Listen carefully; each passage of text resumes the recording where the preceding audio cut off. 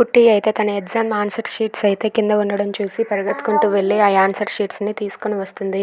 ఇక వాళ్ళ సార్ అయితే అక్కడి నుండి వెళ్ళిపోతూ ఉంటారు. అది చూసి కుట్టి అయితే పరిగెత్తుకుంటూ వచ్చి సార్ ఆగండి అని చెప్పి పరిగెత్తుకుంటూ ఆ ఆన్సర్ షీట్స్ని తీసుకుని వెళ్ళి ఆ సార్కి ఇస్తుంది. ఇదిగోండి సార్ నా ఆన్సర్ షీట్స్ ఎవరో కింద పడేశారు అని చెప్పి అంటూ ఉంటుంది. ఇక అది విని వాళ్ళ సార్ అయితే అబ్బా మంచిదానివేనమ్మా సరేలే తీసుకుంటానని చెప్పి అతనైతే తీసుకుంటారు. ఇక అతనికి కుట్టి ఎలా అంటూ ఉంటుంది, సార్ మీరు నాకు 2 మినిట్స్ టైం ఇచ్చినందుకు చాలా థ్యాంక్ యూ సో మచ్ అని చెప్పి అంటూ ఉంటుంది.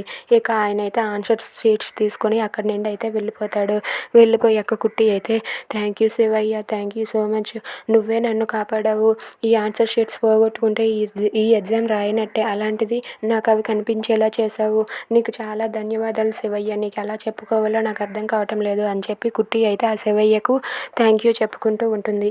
ఇక తనైతే బ్యాగ్ తీసుకుని ఇంటికి వెళ్ళడానికి సిద్ధమవుతుంది. ఇంతలో అక్కడ జీవన అయితే హర్షకి తిడుతూ ఉంటుంది, నువ్వు ఒక మొద్దురా, నువ్వు ఎందుకు పనికిరావు, ఎలా చేసావేంట్రా, ఏదైతేనేమి కుట్టి మొత్తానికి ఆ ఆన్సర్ షీట్స్ ఇచ్చేసింది, ఇదంతా వేస్ట్ అయిపోయింది, నువ్వు ఎప్పుడు చేసినా ఇంత నిన్ను నమ్ముకోకూడదు అని చెప్పి జీవన హర్షని తిడుతూ ఉంటుంది.